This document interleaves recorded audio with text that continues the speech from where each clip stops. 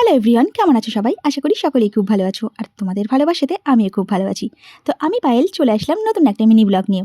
তো দেখো, আমাদের কলেজ ছুটির পরে যখন বাইরে এসেছি, তো বাইরে এসে দেখি আকাশে মেঘ করেছে আর সঙ্গে সুন্দর হাওয়াও বইছে। তো আমি ভাবলাম যে এই টোটোর জন্য ওয়েট না করে চলো কিছুটা টাইম হাঁটা যাক। তো দেখো, হাঁটতে হাঁটতে বেশ খানিকটা দূর এসেছি আর ইতিমধ্যে বৃষ্টিও নেমে গেছে। তো এই ভাইগুলো আমাদের রাস্তার মধ্যে দেখে বলছে, দিদি এরকমভাবে বৃষ্টিতে ভিজো না, ঠান্ডা লেগে যাবে, তো আমাদের গাড়িতে উঠে এসো। কিন্তু আমার গাড়িতে উঠতে একটু ইতস্তত বোধ হচ্ছিল, কিন্তু আমার কিছু করারও নেই, কারণ আমরা ছাতা কেউ নিয়ে যাইনি। তো রাস্তায় ভিজাচ্ছে, ওদের গাড়িতে ওঠাই শ্রেয় বলে মনে হলো। কিন্তু সত্যি কথা বলতে ভাইগুলো কিন্তু ভীষণই ভালো ছিল। তো ওরা আমাদের বললো যে দিদি আমরা এই পর্যন্ত যাব, তোমরা এখানে নেমে যাও। তো দেখো আমরা এখানে দাঁড়িয়ে রয়েছি। তো এখনও পর্যন্ত বৃষ্টি থামেনি। আর এই বৃষ্টিগুলো দেখলে না বেশ ছোটোবেলার কথাগুলো মনে পড়ে যায়। এই ছোটোবেলায় যখন বৃষ্টি হতো, স্কুল থেকে বাড়ি ফিরতাম, তখন না ইচ্ছে করে বৃষ্টিতে ভিজতাম যাতে পরের দিন স্কুলে যেতে না হয়।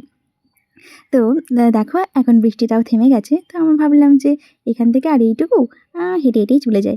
তো হেঁটে হেঁটে যাওয়া স্টার্ট করেছি। আর এইদিকে দেখো, সুমনের সঙ্গে দেখা হয়ে গেছে। তো ওর সঙ্গে দেখা হতেই ও জিজ্ঞেস করলো যে তোমরা কোথা থেকে আসছো? বললাম যে কলেজ থেকে আসছি। তো বললো যে টোটো কোথায়? যে টোটো তো নিই জাস্ট হেঁটে হেঁটে বাড়ি ফিরছি। বলছে তোমরা তো বড্ড পাজি আছো, টোটো ভাড়া না দেওয়ার জন্য হেঁটে হেঁটে বাড়ি ফিরছো। আমি বললাম না, এরকম কিছু না, জাস্ট ইচ্ছে হলো তাই। এই কথা শুনেই সুমন বলল যে হ্যাঁ হ্যাঁ বুঝেছি সব, ঠিক আছে চলো আমার স্কুটিতে করে এখন তোমাদেরকে ছেড়ে দিই। তো এখন আমরা বাড়ি যাই, দেখা হবে তোমাদের সঙ্গে নেক্সট কোনো ভিডিওতে। টাটা।